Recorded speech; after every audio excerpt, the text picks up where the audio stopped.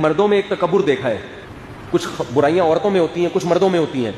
جب میاں بیوی کے جھگڑے ہوتے ہیں نا, تو عام طور پہ مردوں میں ایک تکبر دیکھا ہے کہ وہ اپنی غلطی سننے کے لیے تیار, کہ مردوں میں دیکھا ہے ہم نے, ایک دم تیش میں آ جاتا ہے.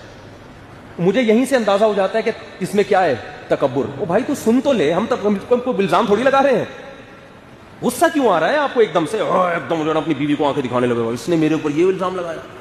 کوئی فوش الزام نہیں لگایا ہوتا, ویسے ہی کہ یہ یوں نہیں کر رہا, یوں نہیں کر رہا, خرچہ نہیں دے رہا, وغیرہ وغیرہ.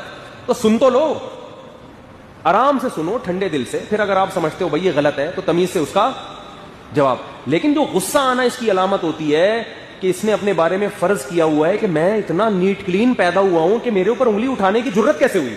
یہ ہے تکبر, اس کی سزا ملتی ہے. سمجھتے ہو کہ نہیں سمجھتے؟ تو جب بھی کوئی خاندانی جرگے ہوا کرے نا, بیٹھ کے کوئی ایک دوسرے پر الزامات لگ رہے ہوتے ہیں, تو ٹھنڈے پیٹوں ان الزامات کو بول لو نا بھائی, سن لیا کرو.